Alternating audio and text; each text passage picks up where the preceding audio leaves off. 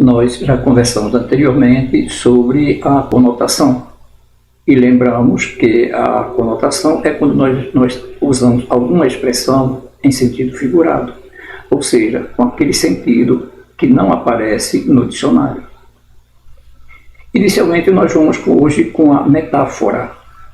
Nós podemos dizer que a metáfora é uma comparação, sendo que nesta comparação nós eliminamos a conjunção comparativa e, de uma maneira geral, estabelecemos uma relação do tipo A é B ou A de B.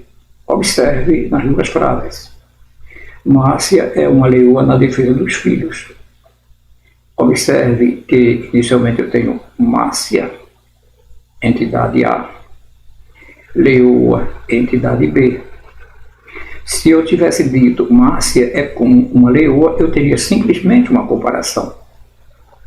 Mas observe que após o verbo eu eliminei a conjunção comparativa e fiquei somente com a afirmação Márcia é uma leoa na defesa dos filhos. Estabeleci uma relação do tipo Márcia A, uma leoa B, que obtive A é B, Márcia é uma leoa. Processo parecido acontece, por exemplo, quando eu digo Iracema, a virgem dos lábios de mel. Eu tenho lábios, que é A, mel, que é B. Não existem lábios de mel.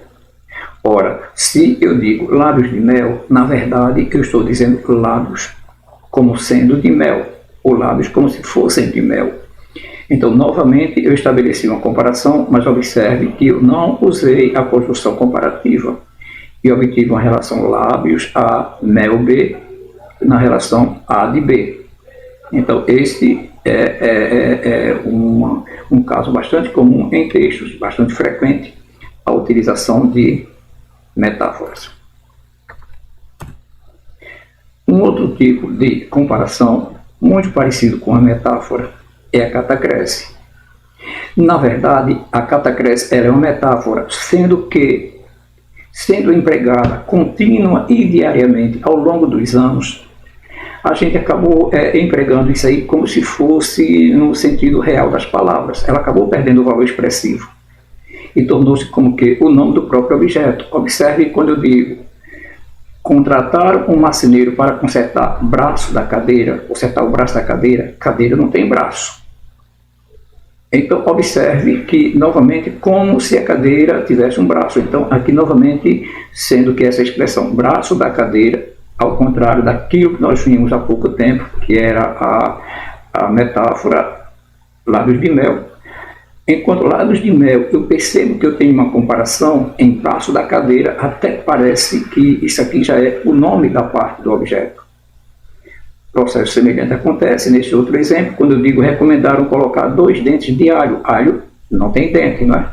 Então, novamente, aqui eu fiz uma comparação, sendo que essa comparação ao longo do tempo acabou perdendo o expressivo. Então, nós temos aqui um caso de catacrese, novamente, conotação. A prosopopeia ocorre quando nós damos características humanas a seres inanimados. Eu digo, por exemplo, naquele momento, até a natureza chorou de alegria. É como se a natureza tivesse chorado, não é? Sendo que agora eu não fiz simplesmente uma comparação. Eu atribuí a algo que não é humano, no caso, natureza, uma característica humana, que é chorar.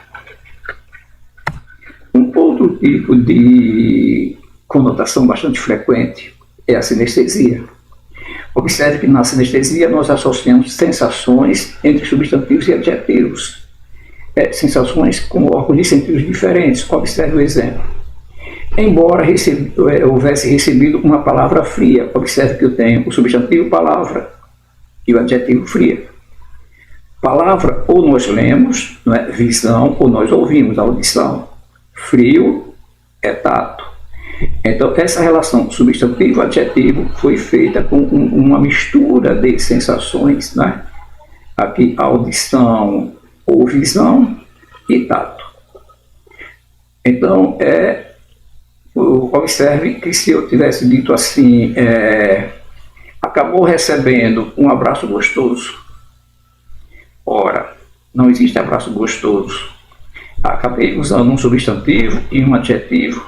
O abraço a gente percebe pelo tato, gostoso pela gustação ou paladar. Novamente, na minha afirmação, não é? Na relação substantivo-adjetivo, nós misturamos sensações. Isso é uma característica da sinestesia. Então, um outro caso é a perífrase. Perífrase acontece quando nós damos a um ser, não é? Por exemplo, a um local, nós caracterizamos esse local pelo título pelo qual ele se tornou famoso. Quando eu digo visite a cidade do sol, me referindo a Natal, né? Observe que eu substituí o nome da cidade, né, por um título, um nome a partir do qual ele ficou conhecido.